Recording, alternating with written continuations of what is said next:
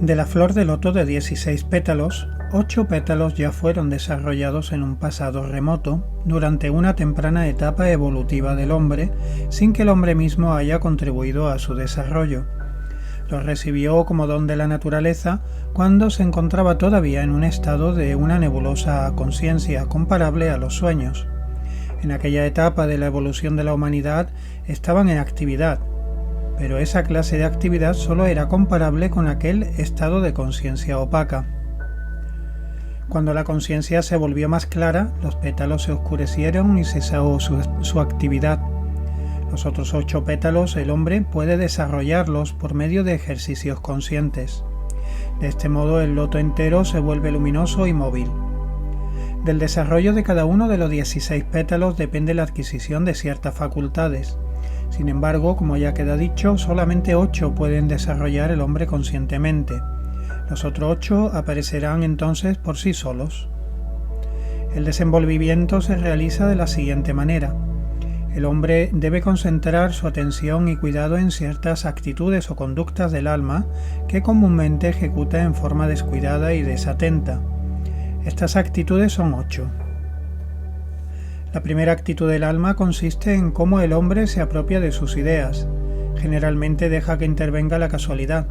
Oye tal o cual cosa, ve este o aquel fenómeno y forma sus conceptos según estas percepciones. Mientras proceda de esta manera, el loto de 16 pétalos permanece inactivo. Solo cuando se encarga de su autoeducación empieza a ser activo.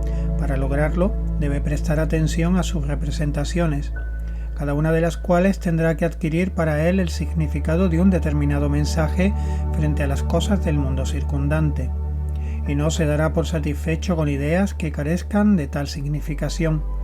Tratará de formar sus conceptos de tal modo que reflejen fielmente el mundo exterior, esforzándose en erradicar de su alma todas las representaciones incorrectas. La segunda actitud del alma se refiere de manera similar a las decisiones del hombre. Incluso lo más insignificante debe decidirse solamente después de un examen bien fundado. Alejar de su alma toda acción irreflexiva, todo acto insustancial actuando solamente por motivos bien pensados. La tercera actitud del alma se refiere al hablar. De los labios del discípulo solo debe proceder aquello que tenga sentido y significado, pues al hablar por hablar le aparta de su camino. Deberá evitar la conversación de la manera habitual, la charla confusa y abigarrada. Esto no implica que deba excluirse de la vida social, sino que precisamente en el trato con sus semejantes sus palabras deben adquirir significado. Hablará y responderá a todos, pero pensando en lo que dice y de una manera premeditada. Nunca dirá nada sin fundamento. Tratará de no hablar ni demasiado poco ni en exceso. La cuarta actitud del alma consiste en la regulación de la acción externa. El discípulo tratará de armonizar con la actuación de sus semejantes y con lo que suceda en su entorno. Se abstendrá de hacer todo cuanto moleste a los demás o que esté en contradicción con lo que pase en su derredor. Tratará de disponer su obrar de manera que se ajuste armónicamente al mundo circundante y a su propia situación en la vida. Cuando un móvil exterior le lleve a actuar, examinará cuidadosamente el modo de responder lo mejor posible a esa motivación. Al actuar por propia iniciativa, considerará más claramente los efectos de su modo de obrar. La quinta actitud del alma consiste en la organización de toda la vida. El discípulo tratará de vivir con arreglo a las leyes del espíritu y de la naturaleza, evitando por igual la precipitación y la indolencia. La actividad exagerada y la desidia le serán igual de ajenas. Considerará la vida como un medio de trabajar y se conducirá de acuerdo a esa idea. El cuidado de su salud, los hábitos, etc., los cultivará de manera tal que resulte una vida armoniosa. La sexta actitud del alma se refiere a las aspiraciones y ambiciones humanas. El discípulo examinará sus facultades y aptitudes y procederá en el sentido que tal conocimiento de sí mismo le brinde.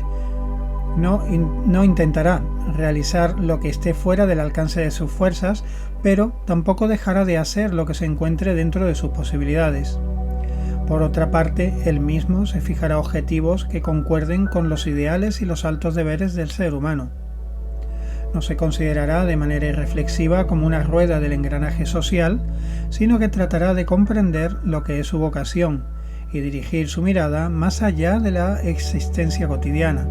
Se esforzará por cumplir sus obligaciones cada vez mejor y con mayor perfección. La séptima actitud del alma se refiere al esfuerzo de aprender de la vida todo lo posible. Nada de pasar ante el discípulo sin brindarle ocasión de acumular experiencias que le sean útiles para su vida propia. Si realizó algo de una manera equivocada e imperfecta, esto le dará motivo para realizar más tarde algo similar en forma más adecuada y más perfecta. Y cuando vea actuar a otros, los observará con fines análogos. Tratará de acumular un rico tesoro de experiencias y de recurrir a él siempre con especial atención. Nunca hará nada sin mirar atrás, sobre experiencias que puedan ayudarle en sus decisiones y en su actuación. La octava actitud del alma consiste en que el discípulo deberá echar una mirada de vez en cuando a su propio interior. Debe entonces concentrarse en sí mismo, hacer con cuidadoso examen de conciencia, formar y examinar los principios que rigen la vida, pasar revista a sus conocimientos, considerar sus deberes, reflexionar sobre el contenido y el designio de su vida, etc. Enumeramos aquí parte de lo que hemos hablado en los capítulos precedentes, pero ahora con referencia al desenvolvimiento del loto de 16 pétalos. Mediante los ejercicios mencionados, este loto se vuelve más y más perfecto, pues de estos ejercicios depende el desarrollo del don de la clarividencia. Cuanto mejor armonicen los pensamientos y palabras de una persona con los hechos del mundo exterior, tanto más rápidamente se desarrolla este don. El que piensa o dice algo que se aparta de la verdad destruye algo en el germen del loto de 16 pétalos. La veracidad, la sinceridad y la lealtad son fuerzas constructivas. La propensión a la mentira, la falsedad y la deslealtad son fuerzas destructivas. Y el discípulo tiene que ser consciente de que no bastan las buenas intenciones, sino que se trata de lo que realmente se haga. Si pienso o digo algo que no concuerda con la realidad, destruyo algo en mi organismo de la percepción espiritual, por más excelentes que hayan sido mis intenciones, como semejante al niño que se quema al jugar con fuego aunque lo haga por ignorancia. La observación de las referidas actitudes del alma hace que el loto de 16 pétalos irradie en colores magníficos y posea un movimiento armonioso. Recordemos, sin embargo, que el don de la clarividencia a que nos hemos referido no puede empezar a manifestarse hasta que el desarrollo del alma haya alcanzado cierto grado. No se manifiesta este don mientras sea un esfuerzo penoso el orientar la vida en esta dirección. El discípulo no estará aún maduro mientras la actitud descrita requiera una atención particular.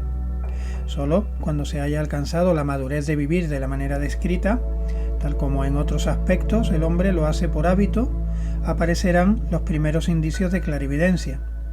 Todo lo aquí indicado ya no debe ser penoso, sino haberse convertido en modo natural de vivir.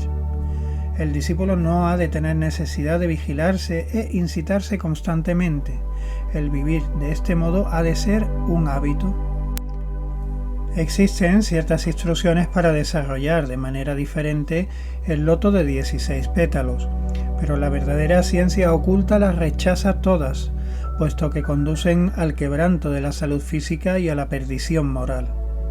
Esas instrucciones son más factibles de seguir que las aquí descritas, pero solamente la observancia de estas, por largo y penoso que sea este camino, conduce a la meta segura y no puede menos que vigorizar moralmente.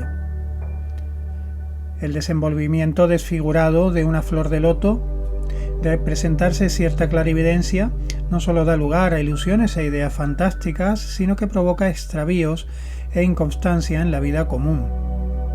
Puede causar timidez, envidia, vanidad, arrogancia, egoísmo, etc., incluso en personas que antes no habían tenido estos efectos. Ya hemos dicho que 8 de los 16 pétalos de esta flor de loto ya se habían desarrollado en un pasado remoto y que reaparecen por sí solos en el curso del discipulado oculto. Esto requiere que el discípulo concentre todo su esfuerzo en el desarrollo de los otros 8 pétalos. De practicar incorrectamente los ejercicios puede suceder fácilmente que los pétalos desarrollados en tiempos pasados aparezcan solos y que los otros permanezcan sin desarrollarse. Esto se produce particularmente si durante el discipulado no se pone la debida atención en el pensar lógico y racional. Es de suma importancia que el discípulo sea un hombre sensato que se esfuerce con el pensar claro.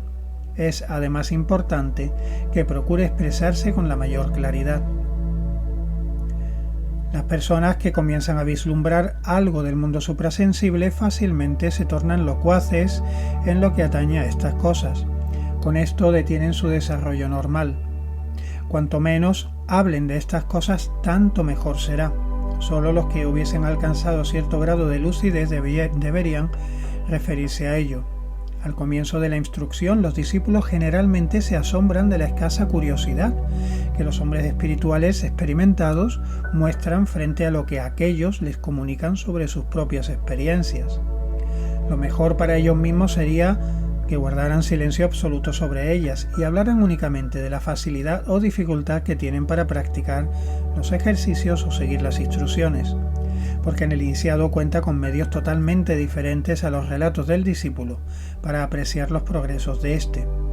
Esos relatos siempre dan por resultado cierto endurecimiento de los respectivos 8 pétalos de la flor de loto de los 16 pétalos, que deberían permanecer blandos y flexibles. Para ilustrarlo daremos un ejemplo, no de la vida espiritual, sino de la vida común, a fin de hacerlo más comprensible. Supongamos que recibo una noticia e inmediatamente me formo un juicio sobre ella. Un poco más tarde recibo otra noticia sobre el mismo asunto que no concuerda con la primera. Esto me obliga a modificar el juicio que ya me había formado. Consecuencia de ello es una influencia perjudicial sobre mi loto de 16 pétalos. El caso se presentaría totalmente distinto si al principio me hubiera abstenido de juzgar, si hubiera permanecido callado, tanto interiormente en mis pensamientos como exteriormente en palabras, hasta tener datos bien seguros para juzgar. El ser cauteloso en formar y emitir juicios se convierte paulatinamente en una característica peculiar del discípulo. Por otro lado, aumenta su sensibilidad para captar impresiones y experiencias y en silencio las dejará pasar ante sí con el fin de obtener el máximo de datos para cuando tenga que emitir un juicio. Esta actitud reservada provoca matices azulados rojizos o rosados en los pétalos de la flor de loto, mientras que en el caso contrario se presentan matices de rojo oscuro y anaranjado. El conocedor se dará cuenta de que las condiciones para el desenvolvimiento del loto de 16 pétalos corresponden a las instrucciones que el Buda dio a sus discípulos para el sendero, pero aquí no se trata de enseñar budismo, sino de describir condiciones de evolución que resultan de la ciencia espiritual misma. El hecho de que concuerden con ciertas enseñanzas del Buda no es razón para no reconocerlas como ciertas en sí mismas.